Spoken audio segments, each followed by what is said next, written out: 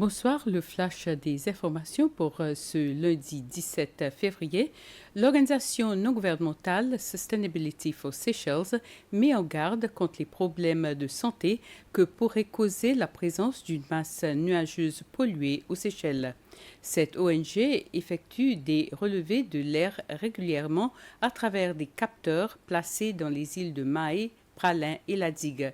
Ces relevés indiquent un taux de particules fines supérieur à la normale, mais restent loin des niveaux enregistrés dans des pays comme la Chine ou le Pakistan. Depuis plusieurs jours, une masse brumeuse recouvre les Seychelles, réduisant la visibilité. Habituellement visibles à l'œil nu, les îles de Praslin et de la Digue disparaissent presque sous ce voile grisâtre. Selon Sustainability for Seychelles, une ONG environnementale locale, cette situation serait causée par une masse d'air pollué en provenance d'Asie. Un problème préoccupant car les relevés indiquent une concentration de particules fines dépassant les 100 par mètre cube, alors que l'Organisation mondiale de la santé recommande un seuil inférieur à 50 par mètre cube. Le docteur Laurent Sam, consultant pour Sustainability for Seychelles, met en garde contre les risques pour la santé. Cette pollution pourrait accroître les risques de cancer du poumon et aggraver les problèmes respiratoires, notamment pour les personnes asthmatiques. Pour mieux comprendre l'ampleur du phénomène, l'ONG a installé des capteurs dans 13 sites répartis entre Mahé, Praslin et la Digue. Ces dispositifs mesurent la qualité de l'air en temps réel et actualisent les données toutes les 5 minutes sur leur site Internet. Toutefois, il est encore trop tôt pour tirer des conclusions définitives, les relevés de pollution aux Seychelles n'ayant débuté qu'il y a un peu plus d'un an. Selon le docteur Sam, ce phénomène resterait saisonnier principalement entre janvier et mars. Le reste de l'année, la qualité de l'air aux Seychelles est généralement considérée comme très bonne. À partir de mai 2025, Etihad Airways cessera ses vols directs vers les Seychelles. Les vols entre Abu Dhabi et les Seychelles seront toutefois opérés dans le cadre d'un accord de partage de code avec Air Seychelles. Cela permettra d'établir 6 vols par semaine. Etihad Airways propose actuellement 2 vols par semaine. Un communiqué du porte-parole de la compagnie aérienne indique qu'un accord de partage de code entre Etihad Airways et Air Seychelles permettra toutefois de proposer 6 vols par semaine entre Abu Dhabi et Mahé, offrant ainsi à leurs clients une connectivité améliorée et une expérience de voyage fluide.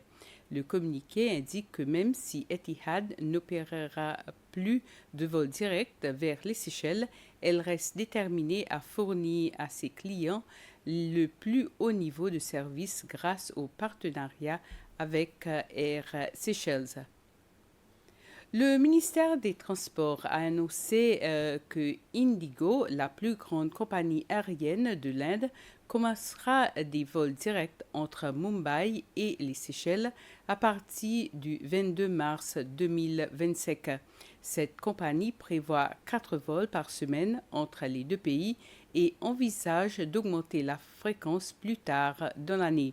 Cette annonce a été faite par un représentant d'Indigo lors d'une mission technique aux Seychelles la semaine dernière, après plusieurs mois de négociations intenses avec les autorités indiennes.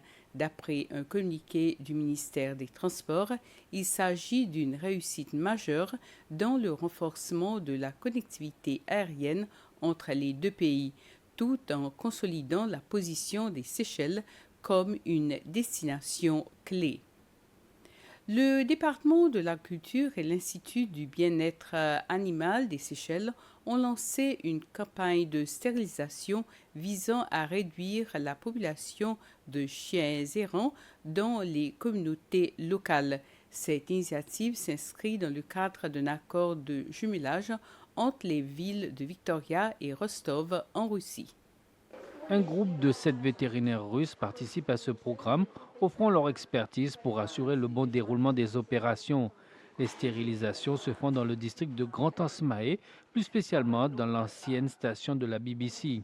Selon Girard Pierre, responsable du bien-être animal, cette campagne s'inscrit dans un programme global de contrôle des chiens errants mené par le département de l'agriculture.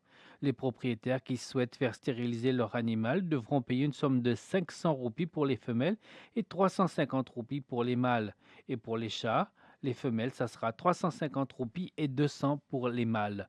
Cette campagne de stérilisation se déroule cette semaine jusqu'à jeudi, puis mardi et jeudi la semaine prochaine. Les propriétaires sont invités à saisir cette opportunité pour assurer la santé et le bien-être de leurs animaux tout en contribuant à la réduction des chiens errants aux Seychelles. Ainsi termine ce flash. Passez une soirée agréable.